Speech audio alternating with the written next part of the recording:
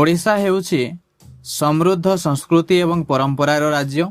एही राज्य रे वर्षक भितर अनेक प्रकार पर्व पालित होइथाय। तन्मध्यरु एक श्रेष्ठ पर्व हेउछि रज पर्व। आषाढ़ मासर संक्रांति को रज संक्रांति कुहा जाय।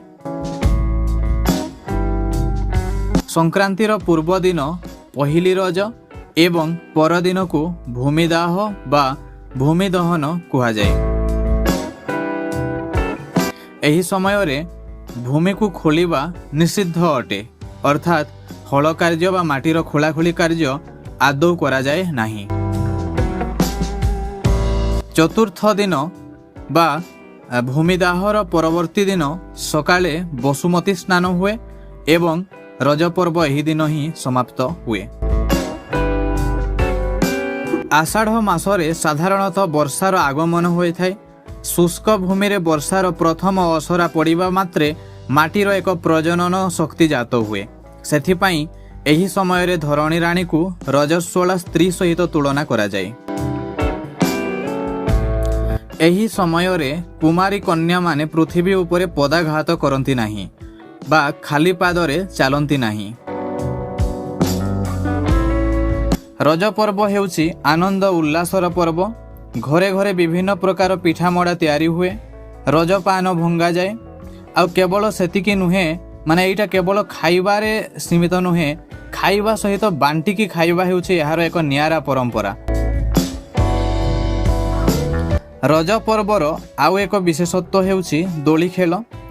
माने आगुरु कहिছে ଏହା ହେଉଛି ଏକ आनंद उल्लासर पर्व। तो से आनंद उल्लास केवल खाइबारे सीमित न रहिकी खाइबा सहित खेलिबारे मध्य एटा उपभोग्य होइथाय। आउ विभिन्न प्रकार खेल सबु खेला जाइथाय। विशेष करी दोली खेल हेउछि एहार मुख्य खेल, जहाँकि तरुणी युवती माने दोली खेल खेली थांती। आउ एक महत्व हेउछि जे से दोली खेल सहित एक लोकगीत भी संपृक्त, जहाँकि दोली खेल गीत सेटा भी ओडिशा रे बेस परिचित। एही पर्व रे तरुणी माननकु तालीम दिया जाए। कुमारी कन्या माने रजस्वला नारीर कर्तव्य संपादन पई तालीम पांती। पिठा एवं फलमूल खाई रहंती।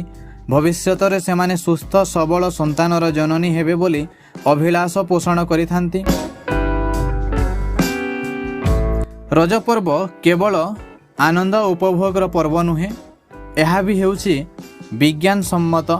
रजस्वला स्त्रीर साधारणतः उत्ताप अधिक थाए, तेणु भूई रे बसिबा एवं चलिबा ता पक्षे अहितकारक।